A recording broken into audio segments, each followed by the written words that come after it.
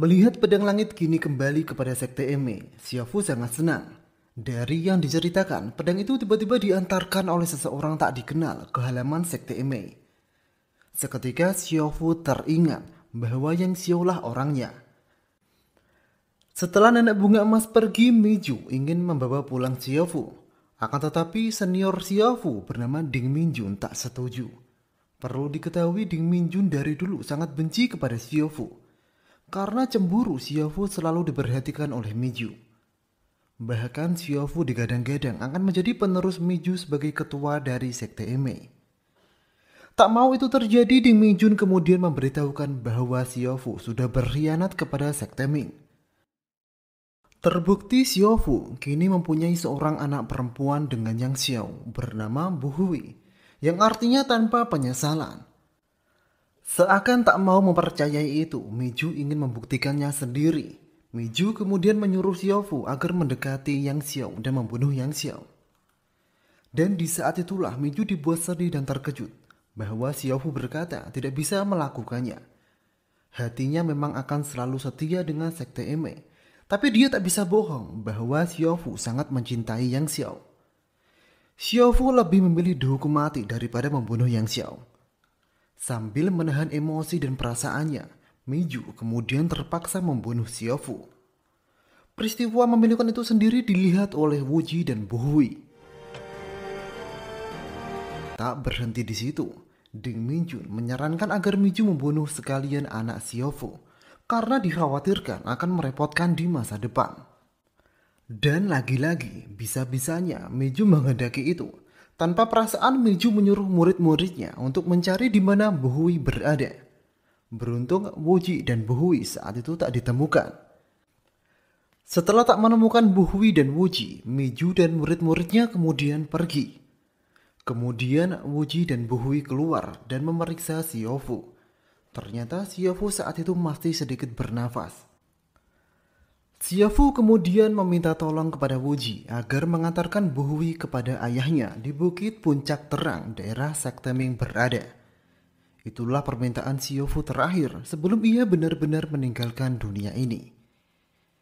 Sebelum Wuji pergi mengantarkan Bu Hui, Wuji kemudian memakamkan Xiaofu di lembah kupu-kupu. Setelah itu Wuji dan Bu Hui segera pergi ke Puncak Terang. Dalam perjalanannya mereka berdua melihat orang-orang dari Sekte Kunlun merencanakan sesuatu kepada Yang Xiao. Mereka membuat jebakan bom untuk membunuh Yang Xiao. Selang sebentar datanglah seseorang, dia adalah Yang Xiao.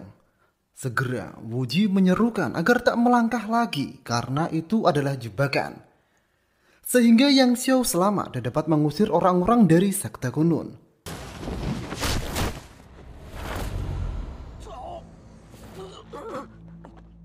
Setelah mengetahui bahwa orang itu adalah Yang Xiao, Wuji kemudian mengutarakan tujuannya.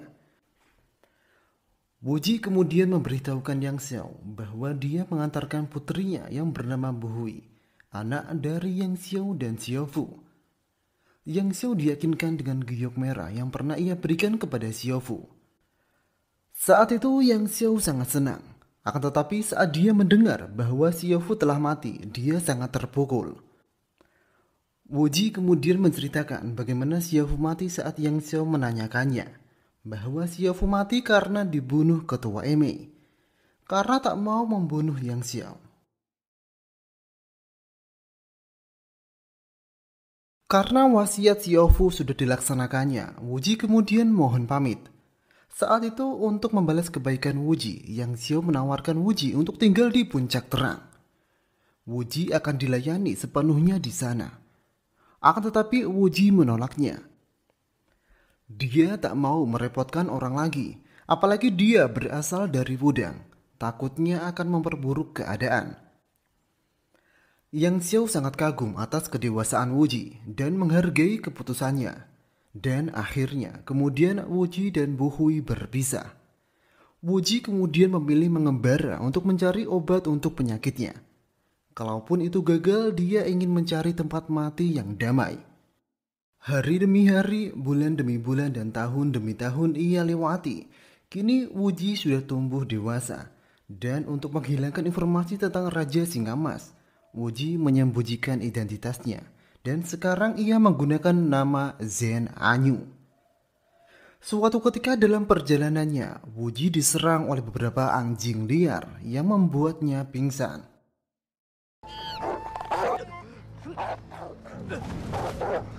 Setelah sadar, dia sudah berada di sebuah villa yang terkenal dengan nama Villa Primera. Ternyata anjing-anjing liar itu milik seorang wanita cantik, anak pemilik villa itu. Dia bernama Zhu Jiozhen. Untuk ucapan permintaan maafnya, Wuji kemudian diizinkan tinggal sementara di villa itu dan diangkat sebagai pelayan istimewanya. Setelah itu, Jiozhen mengajak Wuji bertemu dengan kerabatnya. Dia adalah Wu Qinying dan Wei. Di sana karena demi mendapatkan perhatian Wei, Jiozhen menyuruh Wuji bertarung dengan Wei. Awalnya Wuji enggan, tapi karena Wei menghina orang tua Wuji, akhirnya Wuji setuju. Awalnya Wuji terus-terusan dihajar oleh Wei. Sampai akhirnya Wuji menggunakan kungfu dari ayahnya dan membuat Wei jatuh seketika. Di sudut lain, pertarungan Wuji dan Wei dilihat oleh Zhu Zhangling. Dia adalah ayah dari Jiuzhen. Setelah Wei kalah, Jiuzhen sedikit kesal dan menyerang Wuji secara diam-diam, yang membuat Zhu Zhangling marah dan kemudian menyuruh putrinya untuk meminta maaf. Setelah beberapa hari di sana, Wuji mendengar kabar bahwa paman Jiuzhen datang membawa pesan. Keluarga Zhu yang membalas dendam atas kematian Zhang Chuishan kini diserang balik. Disebutkan Zhang Chuishan adalah penolong keluarga Zhu selama ini. Maka dari itu keluarga Zhu harus segera bersiap-siap. Wuji yang mendengar itu ingin ikut terlibat. Karena itu menyangkut dengan ayahnya. Dan saat itulah Wuji mengaku kepada semuanya bahwa dia bukan Zhen Anyu, tapi Zhang Wuji. Zhu Zhangling yang mendengar itu sangat bahagia, akhirnya bisa bertemu dengan anak dari penolongnya. Kemudian Zhu Zhangling membuat rencana. Rencananya adalah membakar Villa Primera agar keluarga Zhu dapat kabur. Karena keluarga Zhu belum siap mengumpulkan bantuan. Dan sesuatu yang mengejutkan Wuji adalah Zhu Zhangling bilang bahwa dia telah membawa Raja Singa Emas di tempat persembunyian. Setelahnya di hari itu memang benar, Villa Primera kemudian dibakar dan Wuji dipertemukan kepada ayah angkatnya. Akan tetapi yang ia lihat bukan Sisun, tapi orang lain yang menyamar. Bahkan orang itu tidak buta. Untuk meyakinkan Zhu Zhangling bahwa Raja Singa Emas itu adalah palsu, Wuji kemudian memberitahukan rahasia informasi Sisun kepada Zhu Zhangling bahwa Raja Singa Emas sekarang berada di Pulau Es Api di utara. Setelah Zhu Zhangling mendengar itu, Zhu Zhangling percaya kepada Wuji.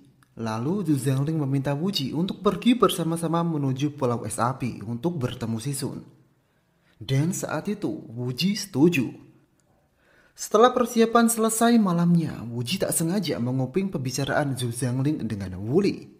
Dia adalah kepala keluarga Wu, sekaligus ayah dari Wu Qinying. Mereka merencanakan sesuatu yang busuk. Ternyata selama ini Wuji telah ditipu. Dari awal Zhu Zhangling tahu bahwa Wuji bukanlah Zhen Anyu. Maka dari itu Zhu Zhangling membuat skenario agar Wuji percaya dan mau memberikan informasi di mana Raja Singa Emas berada. Setelah gola pembunuh naga direbut, Zhu Zhangling akan membunuh Wuji. Setelah mendengar fakta yang menyenangkan itu, Wuji bergegas pergi meninggalkan tempat keluarga Zhu. Saat Zhu Zhangling tahu bahwa Wuji kabur, Zhu Zhangling, Zhu Zhen, dan Wei segera mengejar Wuji. Sampai Wuji berada di ujung tebing. Dan karena tak ada jalan lain, Wuji kemudian terjun ke dalam jurang tersebut. Zhu Zhangli yang ada di sana ingin menghentikan Wuji, tapi dia malah ikut terjatuh bersama Wuji. Beruntung Wuji dan Zhu Zhangling terselamatkan dengan sebuah batang pohon. Akan tetapi mereka berdua terjebak di tepi jurang yang dalam dan tak bisa naik ke atas. Karena Zhu Zhangling sedikit frustasi, dia sangat emosi kepada Wuji dan ingin membunuh Wuji. Sehingga Wuji masuk ke sebuah lubang di sela-sela tebing itu. Beruntungnya dengan Wuji masuk ke sana, Zhu Zhangling tak bisa mengikutinya. Di ujung lubang itu, Wuji menemukan sebuah lembah misterius yang sangat indah, dan dia pun memasukinya. Berhari-hari dia di sana. Wuji memakan buah-buahan untuk bertahan hidup. Hingga suatu ketika ada seekor kera putih yang meminta bantuannya. Kera putih itu sangat kesakitan. Saat Wuji memeriksa kera itu sakit karena di dalam perut si kera ada sesuatu yang mencurigakan. Dan setelah Wuji mengeluarkannya, itu ternyata sebuah buku yang berjudul Kitab Jurus 9 Matahari.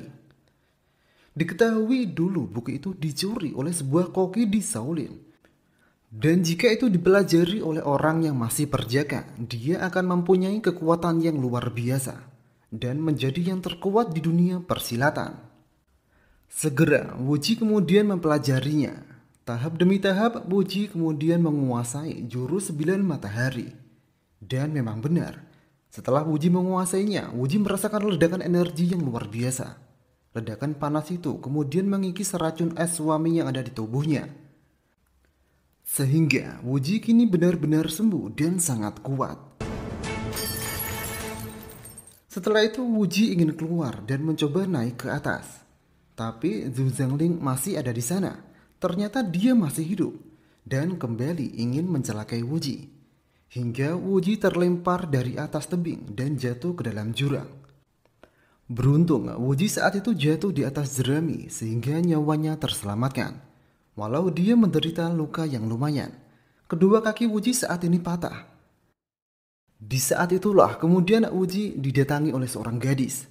Gadis itu sangat ceria dan baik sekali kepada Wuji. Gadis itu bahkan setiap saat memberikan makanan untuk Wuji dan mau mendengarkan cerita-cerita Wuji. Wuji saat itu tak mau membuka identitasnya. Dia masih menggunakan nama Zhen Anyu. Karena melihat gadis itu sangat kesepian, Wuji bersedia hidup bersamanya. Bahkan siap melindungi gadis itu. Gadis itu terlihat sangat senang. Selama ini semua laki-laki tak menyukainya karena mukanya yang dianggap jelek. Gadis itu sangat berterima kasih. Akan tetapi di dalam hati gadis itu hanya ada satu laki-laki, yaitu orang yang bernama Wuji. Orang yang menggigitnya sampai membekas selamanya. Saat mendengar cerita gadis itu, Wuji langsung sadar dan teringat bahwa gadis itu ternyata Yinli. Akan tetapi setelah itu, Wuji belum bisa memberitahukan identitasnya karena Wuji takut Yinli masih berkaitan dengan nenek bunga emas yang menginginkan Raja Sing Emas dan golok pembunuh naga. Untuk saat ini, Wuji akan selalu di samping Yinli sebagai Zhen Anyu. Mereka berdua semakin hari semakin dekat. Sampai suatu ketika Wuji menceritakan bagaimana ia terluka. Semua karena tipu daya wanita cantik yang bernama Jiu Zhen. Setelah mendengar cerita itu, Yinli sangat emosi dan ingin membunuh Jiu Zhen. Hingga malamnya, Yinli kemudian menyelinap ke Villa Primera. Setelah sekian lama Villa Primera terbakar, kini telah dibangun kembali. Kemudian Yinli langsung masuk ke kamar Jiu Zhen yang saat itu bersama Wei Bei. Tanpa berpikir lama, Yinli kemudian melukai Jiu Zhen dengan racun mematikannya. Akan tetapi hal yang tak diinginkan adalah ternyata Sekte Emei sekarang berada di Villa Primera. Sehingga Yinli kemudian ditangkap. Berbicara tentang Sekte Emei yang ada di Villa Primera. Beberapa hari belakang Sekte Emei mengawali rencana untuk menyerang Sekte Ming. Maka dari itu Sekte Emei datang ke Wudang untuk mengajak bersama-sama menyerang Sekte Ming. Akan tetapi saat itu Sekte Wudang belum bisa memberi jawaban karena menunggu persetujuan Zhang Sanfeng yang saat itu sedang bersemedi. Disinilah awal mulanya Song Qingsu, anak dari Son Yuanko atau yang dikenal dengan pendekar pertama Wudang, telah jatuh cinta kepada murid Emei, yaitu Zero. Ya, dia adalah Zhao Zero, gadis kecil yang waktu itu bertemu dengan Wuji. Kini dia tumbuh menjadi seorang gadis yang sangat cantik. Kenapa dia bisa di Emei? Ceritanya dulu setelah Zhang Sanfeng membawa Zero ke Wudang, Zero hidup di sana. Tapi karena Wudang tak menerima murid perempuan, Zero kemudian dibawa ke Emei untuk berlatih kungfu dan menjadi murid Miju. Kembali ke permasalahan. Setelah Wudang menolak, Qingsu malah menawarkan rencana agar tidak Wudang saja yang harus diajak. tapi melainkan seluruh sekte untuk menghancurkan sekte Ming. Karena kekuatan sekte Ming saat ini sedang lemah.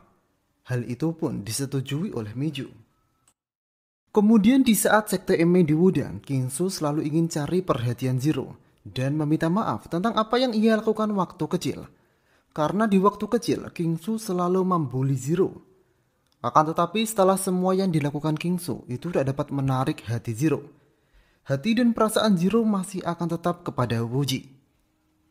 Setelah itu karena Wudang belum bisa memberi jawaban, King Su menggandeng Ying Tingling untuk bergerak duluan. Kemudian King Su dan Ying Tingling bersama sekte Emei meminta bantuan Villa Peremera. Karena villa itu dekat dengan puncak terang, sehingga cocok dalam pengintaian. Itulah kenapa sekte Emei ada di Villa Peremera. Kembali ke nasib Yinli. Setelah tertangkap karena telah mencoba membunuh Zhu Zhen, kini dia dikawal oleh Zero dan Ding Minjun untuk bertemu dengan Wuji. Itu adalah keinginan Yinli agar mau memberikan penawar racunnya. Di saat itu karena Ding Minjun bersikap kasar terhadap Yinli, Wuji tak tinggal diam. Dia diam-diam memberikan tenaga dalamnya kepada Yinli untuk memberikan pelajaran kepada Ding Minjun. Dengan hanya sedikit kekuatan, Wuji membuat Ding Minjun terluka berat. Di saat itulah Ding Minjun meminta bantuan Zero yang membuat Wuji terkejut. Karena saat itulah dia baru saja tahu gadis di depannya itu adalah kenalan namanya. Tapi saat itu Wuji belum bisa mengakui bahwa dialah Zhang Wuji. Karena dia masih ingin menyembunyikan dirinya.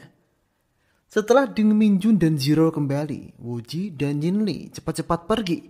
Karena dipastikan sekte Emei akan kembali untuk membalas dendam. Setelah mereka berjalan cukup jauh, mereka istirahat sejenak di sebuah rumah. Sembari mereka berdua berteduh, Yinli menceritakan kisah pilu hidupnya. Yinli mempunyai ayah yang jahat. Ayahnya menikah lagi karena ibu Yinli dianggap jelek. Yinli seperti ibunya mempunyai bekas luka di wajahnya karena melatih kemampuan racun. Karena merasa ibunya telah disia-siakan oleh ayahnya, Yinli emosi dan membunuh ibu tirinya itu. Akan tetapi itu tidak membuat ibunya senang. Bahkan ibunya sangat sedih sampai ibunya bunuh diri. Maka dari itu Yinli sangat merasa bersalah dan kemudian pergi dari rumah. Saat Yinli dan Wuji merasa telah aman dari sekte Emei, tiba-tiba mereka berdua ditemukan Meiju dan murid-muridnya. Karena Yinli bukan tandingan Meiju dan Wuji tak mau menunjukkan kekuatannya, akhirnya mereka berdua kalah oleh sekte Emei. Beruntungnya, Wuji dan Yinli tak dibunuh oleh sekte Emei. Karena jika membunuh bukan dari sekte Ming, akan merusak reputasi sekte Emei, apalagi membunuh orang yang cacat. Setelah itu, Yinli dan Wuji ikut bersama rombongan Emei menuju puncak terang. Dalam perjalanannya, mereka melihat orang dari sekte Ming melintas, dan saat itu pun Meiju menghentikannya. Dalam kepungan sekte Emei, orang-orang dari sekte Ming itu melepaskan 3 ekor merpati untuk memberitahukan ke puncak terang bahwa musuh sudah mendekat. Untuk menjaga informasi sekte Ming, ketiga orang sekte Ming itu kemudian bunuh diri. Saat itu, demi mencari informasi lagi, ada salah satu murid sekte Emei bernama Jing Suan memeriksa barang bawaan orang dari sekte Ming. Naasnya, itu adalah sebuah jebakan. Jing Suan kemudian terkena racun yang mematikan. Saat semua orang di Emei pasrah Jing Suan akan mati, Wuji akhirnya bersuara bahwa ia akan dapat menyembuhkan racun itu. Seketika semua orang sekte Emei tak percaya dan meremehkan Wuji. Akan tetapi saat Wuji mulai menganalisanya dan mulai menangani dengan pertolongan pertama, mereka seketika diam dan terkejut atas kemampuan pengobatan Wuji yang luar biasa. Dari analisa Wuji, Jing Suan terkena racun sinar terbaik. Untuk menyembuhkannya, Wuji butuh sebuah tanaman yang biasanya tumbuh di tepi jurang yang lembab.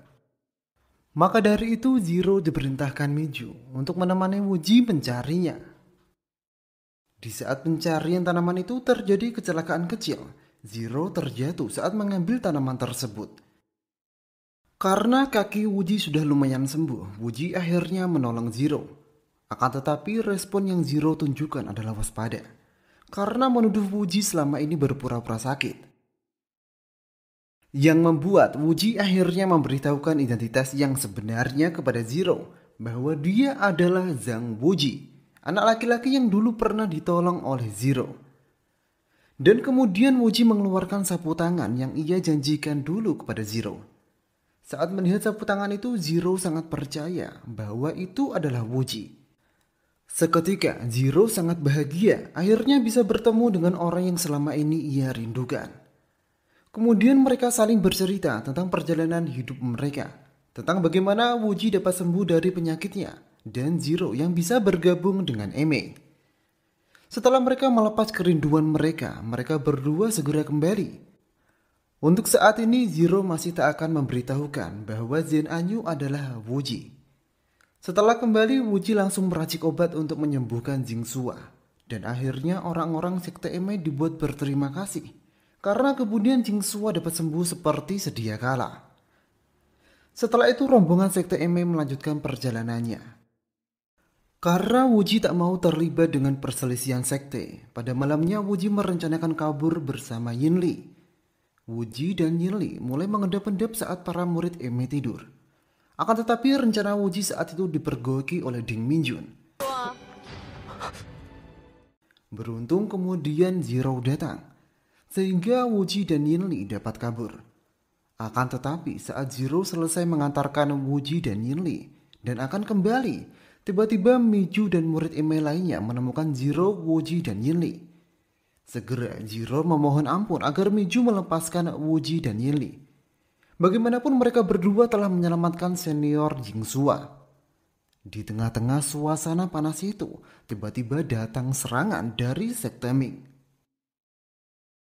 Serangan itu berasal dari Panji 5 elemen sekte Ming. Diketahui sekte Ming punya pasukan penyangga yang disebut Panji 5 elemen sekte Ming.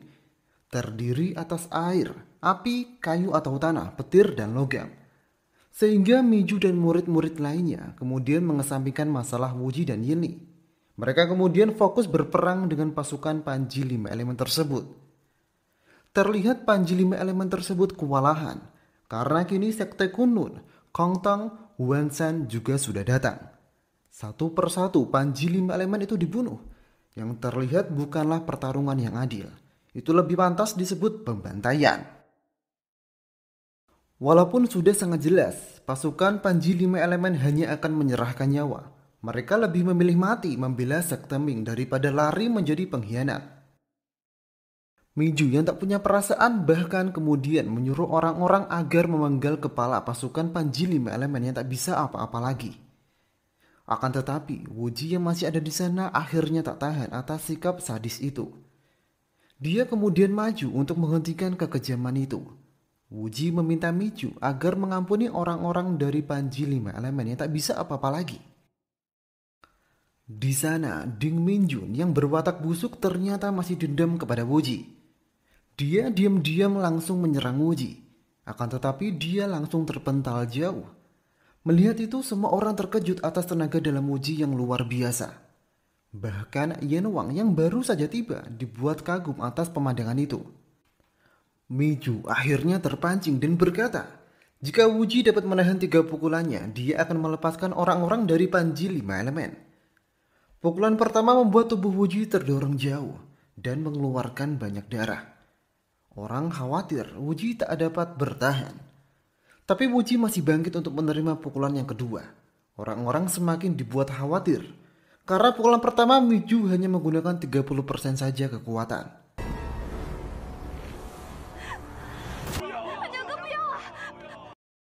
Dan benar saja, Wuji langsung terpental jauh saat menerima pukulan yang kedua. Bahkan Wuji terlihat sekarat. Akan tetapi orang-orang dibuat terkejut karena Wuji kemudian bangkit. Dan Wuji segera memulihkan dirinya untuk persiapan pukulan ketiga. Yen Wang yang menebak Wuji akan mati jika menerima pukulan ketiga akhirnya turun. Dia sangat mengagumi sikap Wuji dan tak mau Wuji mati. Kemudian dia bersedia menggantikan Wuji untuk menerima pukulan yang ketiga. Akan tetapi Miju tak menghiraukan Yen Wang. Dia akan tetap memberi pukulan ketiganya kepada Wuji. Secara tiba-tiba Miju kemudian menyerang. Di saat itulah Wuji akhirnya menggunakan tenaga dalamnya yang membuat Miju terdorong jauh. Sehingga Miju akhirnya melepaskan pasukan 5 elemen. Dari sekian banyak orang yang ada di sana, hanya segelintir orang yang tahu bahwa kemampuan Wuji bukan sesuatu yang biasa. Salah satunya yang menyadari itu adalah Yenuang dan Miju. Setelah pasukan 5 elemen dilepaskan oleh Miju, pasukan 5 elemen saat itu juga akan selalu mengenang Wuji sebagai pahlawan mereka selamanya. Setelah semuanya berhenti, Yinli yang ada di sana segera mengajak Wuji pergi. Akan tetapi ada sesuatu yang aneh dengan pandangan Yenuang terhadap Yinli.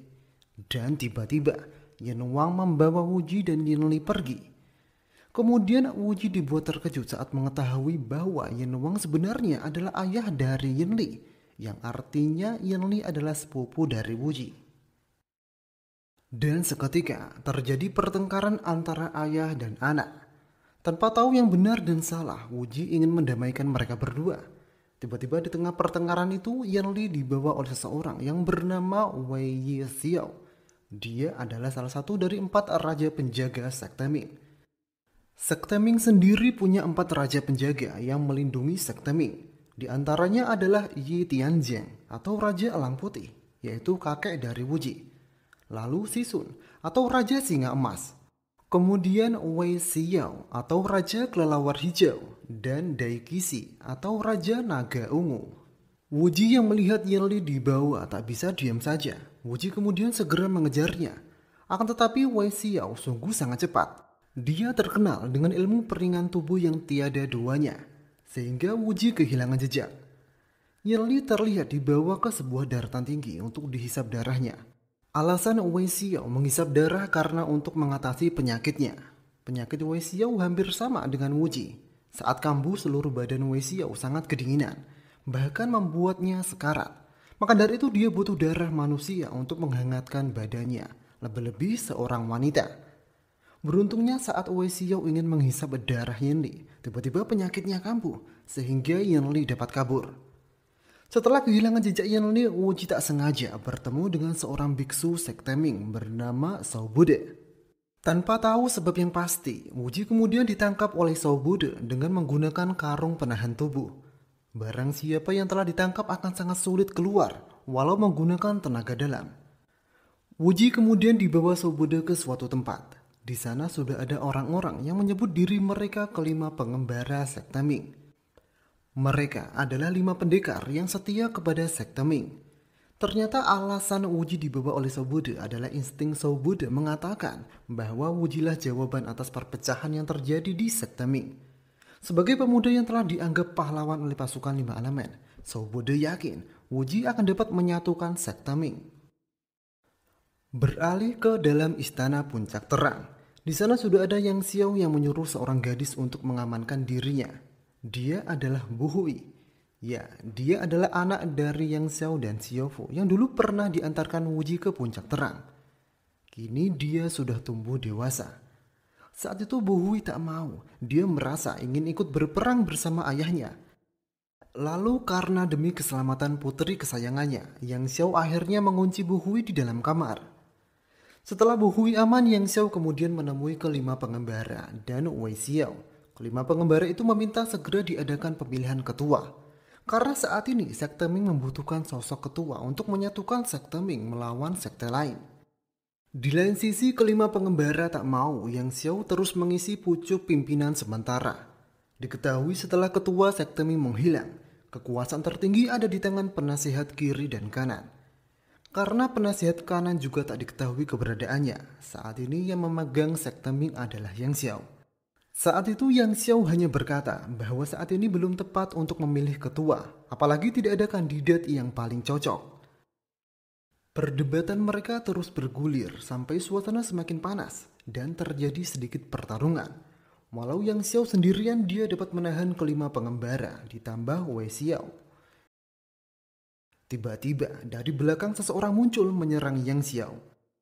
Seperti menepuk banyak lalat sekaligus, orang itu dapat melukai Yang Xiao dan kelima pengembara, juga Wei Xiao. Orang itu mengaku dirinya sebagai murid Kong Jian yang bernama Yuan Zhen. Dia datang bertujuan tak lain adalah untuk menghancurkan sekte Ming. Saat itu Yang Xiao tak mempercayai bahwa Yuan Zhen benar-benar dari Shaolin. Selama ini dia tak pernah tahu orang Shaolin menggunakan jurus seperti itu. jurus yang dikenal dengan nama jurus jari yin. Apalagi bagaimana mungkin biksu Shaolin bisa masuk ke istana puncak terang tanpa diketahui. Karena Yuan Zhen saat itu benar-benar percaya diri, pasti dapat membunuh mereka semua. Yuan Zhen akhirnya bercerita yang sebenarnya, bahwa dia masuk lewat terowongan rahasia di bawah istana puncak terang. Selama ini selain ketua sekte Ming dan istrinya, tak ada satupun yang boleh masuk ke sana. Yuan Zhen bercerita bahwa istri yang Ding Tian atau ketua sekte Ming sendiri yang mengajaknya masuk ke terowongan itu untuk berselingkuh. Dulu istri yang Ding Tian adalah adik seperguruan sekaligus tunangannya. Karena yang Ding Tian lah dia tak bisa menikah dengan orang yang dicintainya. Dan semakin membuat Yuan Zhen benci adalah setelah yang Ding Tian menikahi adik seperguruannya itu, yang Ding Tian menyia-nyiakannya dan malah terus fokus berlatih teknik kungfu. Maka dari itu Yuan Zhen diam-diam bertemu kembali dengan adik seperguruannya itu. Hingga suatu hari adik seperguruannya itu tak mau bertemu lagi. Karena dia merasa malu dan bersalah melakukan perselingkuhan di belakang Yang Ding Tian. Celakanya, pertemuan terakhir itu diketahui oleh Yang Ding Tian sendiri. Karena saat itu kondisi tubuh Yang Ding Tian sangat tak stabil. Ditambah karena serangan jantungnya, Yang Ding Tian kemudian mati. Selanjutnya karena merasa sangat bersalah pada Ding Tian, istrinya kemudian ikut bunuh diri. Saat itulah Yuan Zhen sangat dendam kepada sekte Ming dan ingin melenyapkan sekte Ming dari muka bumi. Dan nama sebenarnya bukanlah Yuan Zhen, melainkan Cheng Kun. Yuan Zhen hanya penyamaran saat ia lari ke Shaolin untuk bersembunyi dari muridnya, yaitu Sisun. Dulu dia sangat senang terhadap Sisun, tapi itu semua berubah saat Sisun kemudian bergabung dengan sekte Ming. Cheng Kun berpura-pura mabuk saat itu, lalu memperkosa dan membantai 13 anggota keluarga Sisun, dan menggunakan amarah Sisun agar seluruh sekte benci terhadap sekte Ming. Wuji yang sejak tadi ada di sana di dalam karung penahan tubuh, tak bisa lagi menahan emosinya. Wuji kemudian menyerang Cheng Kun dengan jurus 9 mataharinya. Lalu karena gesekan antara jurus 9 matahari dan telunjuk jari yin, karung penahan tubuh itu seketika hancur. Bukan itu saja, telunjuk jari yin tidak ada apa-apanya di hadapan jurus 9 matahari Wuji. Terlihat Cheng Kun kemudian terluka dan terdorong cukup jauh. Karena merasa kondisi tak menguntungkan, Cheng Kun kemudian kabur. Melihat itu, Wuji segera mengejarnya, sampai Wuji kehilangan jejak Cheng Kun di sebuah ruangan. Di saat yang bersamaan, Wuji mendengar ada seorang gadis sedang menangkap seorang pelayan. Dan pelayan itu mencoba menghentikan gadis itu karena di luar berbahaya. Saat itulah Wuji mendengar nama Buhui. Segera Wuji menghampirinya. Wuji langsung ingat gadis yang pernah ia antar waktu itu. Wuji tak menyangka gadis itu benar-benar Buhui. Dan Buhui juga langsung ingat kepada Wuji. Mereka berdua sangat senang bisa bertemu kembali. Wuji kemudian menceritakan bagaimana dia bisa sampai ke dalam istana puncak terang. Lalu Wuji juga bertanya apa yang sebenarnya terjadi. Kenapa Buhui menangkap gadis pelayan itu? Buhui menjelaskan, setelah ia dapat keluar dari kamarnya karena dikunci ayahnya, dia kemudian ingin membantu berperang bersama ayahnya. Akan tetapi dia menemukan gadis pelayan itu berkeliaran bebas masuk ke ruangan istana, sehingga Buhui mencurigainya sebagai mata-mata. Sebelumnya gadis itu dirantai oleh ayahnya di sebuah ruangan, entah bagaimana dia bisa keluar. Buhui ingin langsung membunuh gadis pelayan itu. Akan tetapi gadis pelayan itu bersumpah dia bukan mata-mata. Dia tak ingin mencelakai Buhui. Melihat ketulusan gadis pelayan itu, Wuji mencoba menghentikan Buhui dan meminta Buhui segera pergi ke ruang utama menemui ayahnya yang terluka. Untuk urusan gadis pelayan itu, Wuji akan mengawasinya. Gadis itu kemudian berterima kasih dan memberitahukan namanya. Dia adalah Xiao Zhou. Karena Wuji telah menyelamatkan nyawanya, Xiao Zhou kemudian memberitahukan pintu rahasia istana puncak terang kepada Wuji. Bahwa di bawah istana puncak terang terdapat sebuah terowongan. Mungkin saja orang yang dicari Wuji lari ke sana. Wuji dan Xiao Zhou kemudian masuk ke terowongan itu. Akan tetapi itulah yang diharapkan oleh Cheng Kun. Karena Cheng Kun kemudian menjebak Wuji dengan menghancurkan terowongan di sana, sehingga Wuji dan Xiao Zhou terjebak dalam terowongan itu. Saat mencari jalan keluar, Wuji tak sengaja menemukan pintu rahasia menuju sebuah ruangan. Di sana, Wuji dan Xiaozhou dikagetkan dengan dua kerangka manusia. Itu adalah kerangka mayat dari Yang Dingtian dan istrinya. Kemudian Xiaozhou terlihat mengambil sebuah kain. Seperti tahu yang harus ia lakukan, dia kemudian mengusap kain itu dengan darahnya. Muncullah sebuah kata demi kata. Xiaozhou menjelaskan bahwa itu adalah jurus sekte Ming yang telah lama hilang. Jurus itu bernama jurus memindah langit dan bumi. Seterusnya Xiaozhou menemukan sebuah surat wasiat Dingtian yang isinya, setelah Yang Dingtian mati, sekte Ming harus melawan dinasti Mongol dan akan memberikan posisi ketua serta jurus memindah langit dan bumi secara lengkap kepada Sisun. Jurus itu yang akan dapat menghancurkan pintu Wuwang. Kemudian Dingtian meminta agar sekte Ming mencari jurus perintah api suci untuk bisa pisah sepenuhnya dari sekte Ming utama yang ada di Persia. Di balik surat itu ternyata ada sebuah peta terowongan rahasia.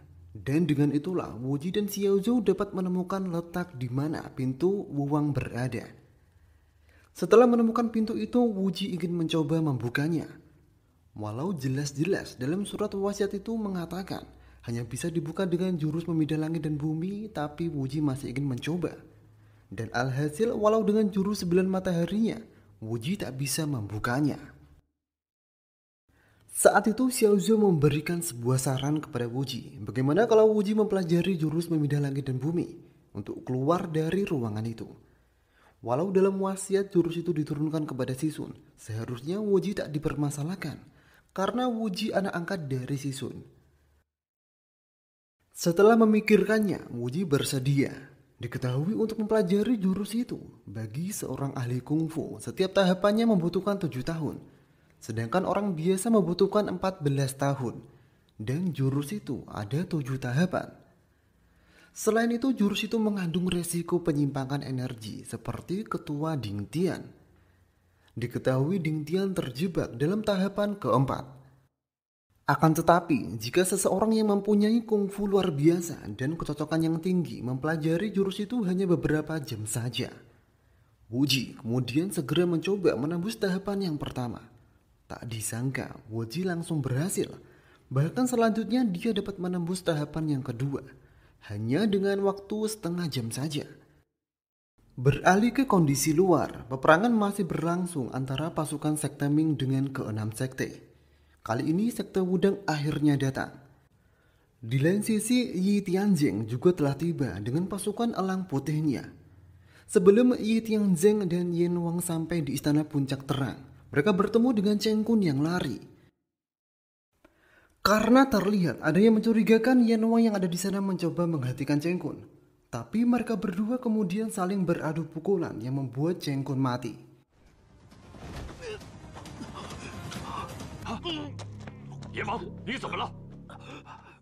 Kondisi sekte Ming semakin terdesak karena Shaolin kini juga telah tiba, di mana sebelum mereka sampai mereka menemukan mayat Cheng Kun. Sehingga kini ke-6 sekte sudah berkumpul penuh untuk melenyapkan sekte Ming. Saat ke-6 sekte ingin langsung mencoba menerobos masuk, Yu Tianzeng datang tepat waktu. Dia bersama Yen Wang dan para pasukan sekte Elang Putih akan membantu menghadang gempuran ke-6 sekte. Ke-6 sekte meminta Elang Putih untuk mundur karena mereka menganggap Elang Putih telah keluar dari sekte Ming. Akan tetapi Yu Tianzeng tak akan mau. Bagaimanapun akar dari sekte Elang Putih ada di sekte Ming. Walau dengan nyawanya, dia akan terus membela sekte Ming. Sehingga kini pasukan 5 elemen bergabung dengan Elang Putih menghadang ke-6 sekte. Beralih ke terowongan rahasia, akhirnya Wuji sampai pada tahapan yang terakhir. Walau sekilas Wuji kesulitan, tapi akhirnya Wuji dapat mengatasi dengan jurus 9 mataharinya. Setelah Wuji menguasai jurus 9 matahari dan jurus gaib memindah langit dan bumi, bisa dipastikan Wuji sekarang adalah yang terkuat di daratan Han dan menjadi yang terkuat di dunia persilatan saat ini. Kemudian Wuji segera keluar dengan menghancurkan pintu Wuwang. Kembali ke kondisi luar, karena kekuatan ke-6 sekte yang sangat besar, Elang Putih dan pasukan 5 elemen langsung kalah. Sehingga Yu Tianzeng terdesak ke dalam istana puncak terang. Saat ini yang bisa bertarung hanya Yu Tianzeng. yang lain masih terluka parah. Dan akhirnya Ye Tianjing juga tumbang karena tak bisa terus-terusan menahan serangan dari berbagai sekte.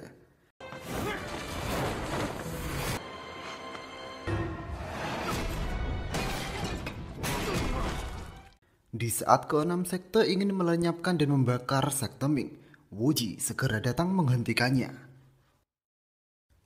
Seketika membuat mata tertuju kepada Wuji.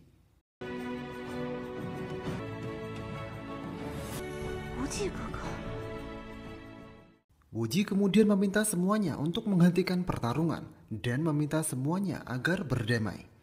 Akan tetapi keenam sekte tak bisa menerimanya, khususnya sekte Eme, Kongtong, Shaolin, Huanshan, dan Kunun. Mereka akan tetap melanjutkan keegoisan mereka untuk menghancurkan sekte Ming. Mereka meminta Wuji agar minggir, kalau tidak mereka akan memaksa.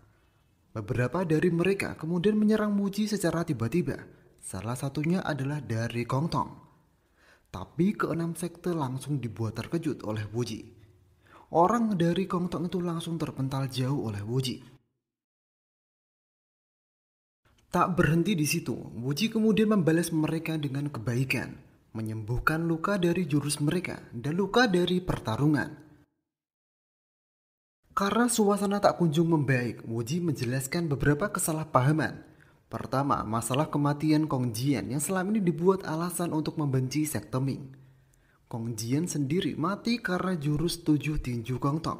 Jadi tidak ada bukti yang kuat bahwa Sisulah pelakunya. Dan yang kedua adalah kematian senior Bai. Dia adalah salah satu senior Huanshan yang sangat dihormati.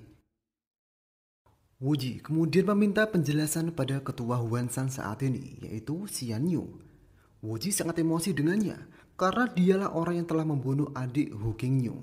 Padahal Hu Qingyu telah menyelamatkan nyawanya dan mengangkatnya sebagai kakak angkat.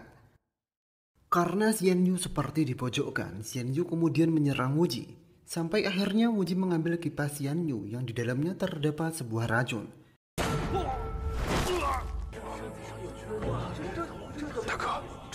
Dan setelah itu, dia mengakui bahwa dialah yang telah membunuh senior Bai. Dia beralasan dia tak punya pilihan, karena senior Bai melihat dia membunuh adik Hu Qingyu. Selanjutnya Wuji menjelaskan bahwa semua ini adalah rencana Cheng Kun agar semua sekte benci pada sekte Ming. Sebenarnya Cheng Kun telah membunuh 13 anggota keluarga Sisun, dan sekarang bersembunyi di Shaolin dan mengganti nama menjadi Yuan Zhen. Saat itu kubu Shaolin tak menerima fakta yang dikatakan Wuji, apalagi Yuan Zhen sekarang terlihat sudah mati. Sehingga kubu Shaolin meminta bertarung dengan Wuji. Jika biksu Shaolin kalah, kubu Shaolin akan mundur dan pergi dari puncak terang. Pertarungan itu pun kemudian berlangsung, hingga akhirnya Wuji dapat menang dengan sama-sama menggunakan jurus cakar naga Shaolin. Sehingga kubu Shaolin kemudian pergi. Di lain sisi, Kung Lun dan Huanshan masih ingin bertarung. Bahkan mereka bersama-sama menyerang Wuji. Akan tetapi dengan kungfu Wuji sekarang, Wuji dapat mengalahkan mereka walau hanya sendirian.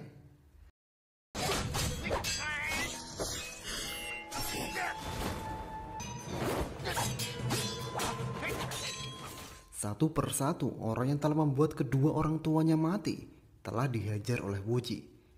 Sampai akhirnya Meiju dan seluruh murid Eme ikut bertarung juga. Tak terlepas Zhou Ziro karena ia terpaksa atas desakan sekte. Pertarungan itu sedikit berbahaya karena Meiju menggunakan pedang langitnya. Hingga mau tak mau Wuji menjaga jarak lalu menggunakan jurus 9 matahari dan jurus gaib membedah langit dan bumi. Sehingga membuat semua sekte Eme tak berdaya. Bahkan kemudian Wuji dapat merebut pedang langit dari Meiju. Setelah itu, Wuji mengembalikan pedang langit itu kepada sekte Eme lewat Zhou Ziro. Sungguh sangat picik. Setelah pedang itu ada di tangan Zhou Ziro, Meiju dan murid sekte Eme lainnya menyuruh Ziro agar segera menusuk Wuji. Dan karena desakan serta ancaman terus-terusan, Ziro akhirnya menghunuskan pedang langit itu kepada Wuji. Yang membuat Wuji tertunduk dan terluka parah. Tak berhenti di situ, aksi tak bermoral ditunjukkan oleh Kingsu. Kingsu ingin menghabisi Wuji saat Wuji terluka parah. Tapi alih-alih berhasil, King Su langsung kalah oleh Wuji.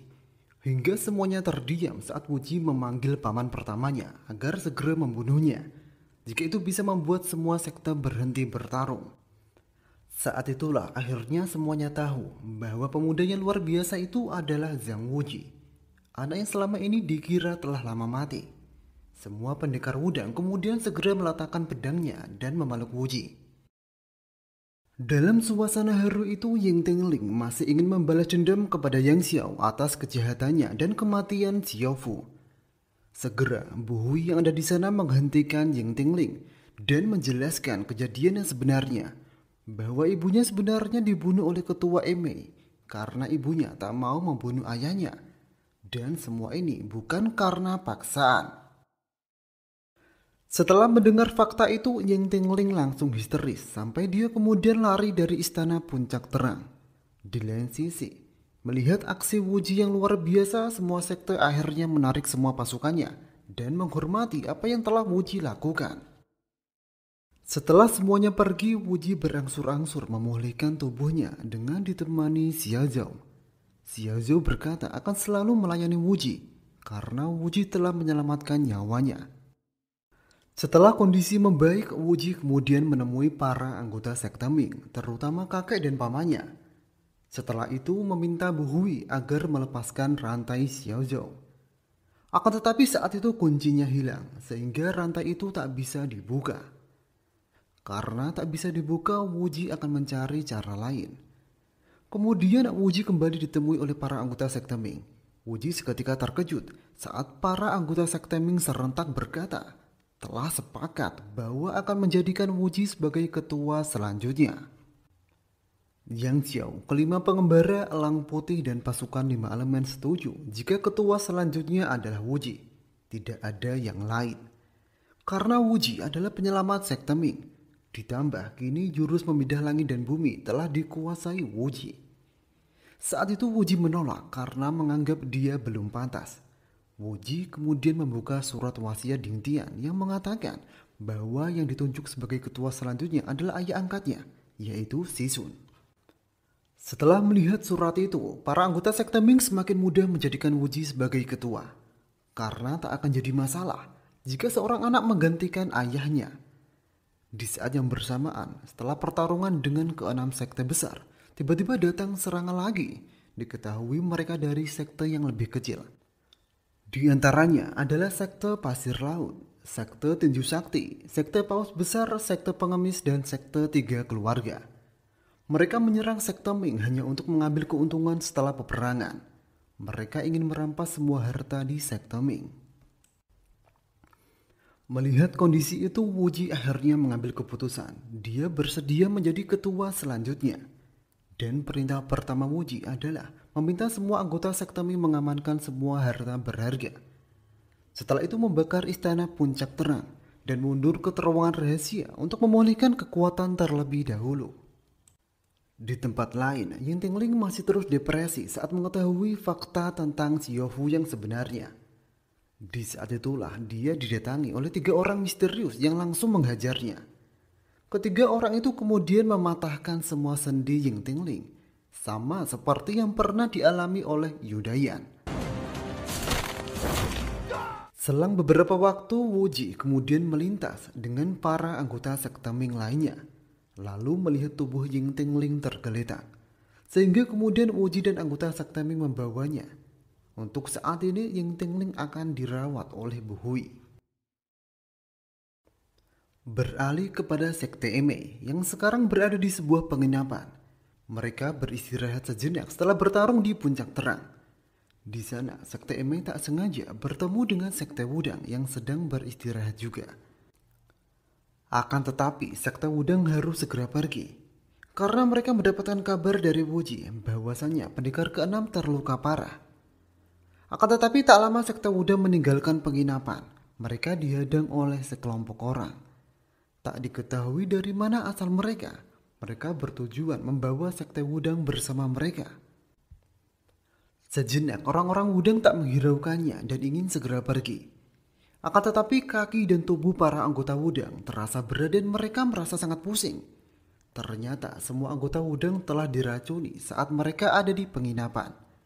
Hal itu pun terjadi juga dengan orang-orang di Sekte Imei.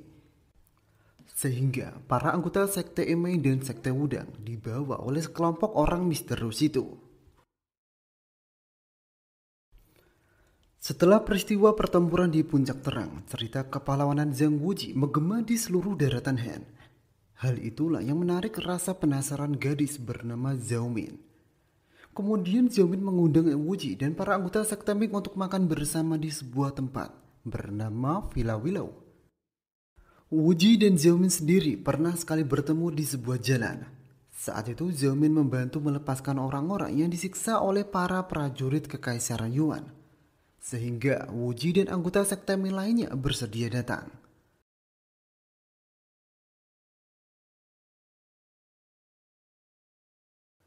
Makan bersama itu sendiri terlihat tak ada yang mencurigakan. Dan seperti makan bersama seperti biasanya.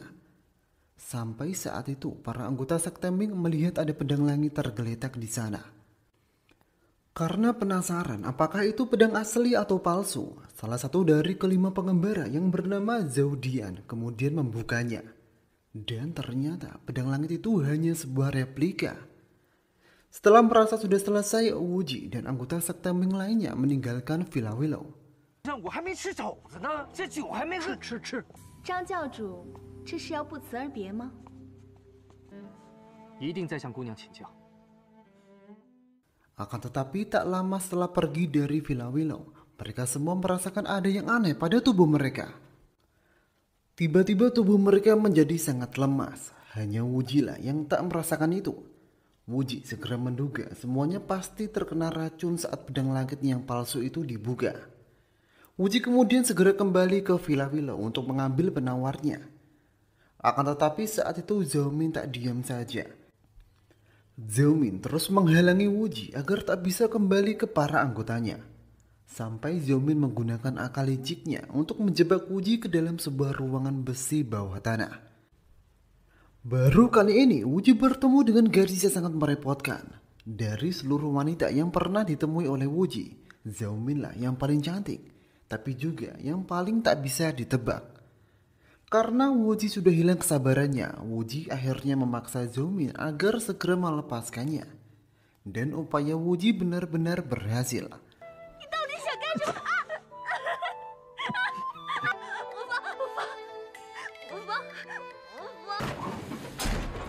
Di lain sisi, para anggota Sekte Ming yang beristirahat dan menunggu Wuji kembali kemudian dikepung oleh prajurit dinasti Yuan. Sehingga mau tak mau mereka kemudian bertarung dengan orang-orang Mongol itu. Beruntung kemudian Wuji segera datang. Sehingga pertarungan segera berhenti dan pasukan dinasti Yuan kemudian mundur. Setelah itu ada salah satu orang Mongol datang dan memberikan sebuah kotak emas kepada Wuji. Dari yang mereka katakan itu dari Zhao Min. Kotak itu berisi sebuah tusuk rambut emas milik Zhao Min. Itu diberikan sebagai tanda Zhao Min ada perasaan kepada Wuji. Setelah selesai dengan masalah Villa Willow, Wuji dan anggota Sekte Ming lainnya segera menuju ke tempat Sekte Shaolin untuk mencari tahu siapa dalang di balik tragedi yang menimpa Yudayan dan Ying Tingling.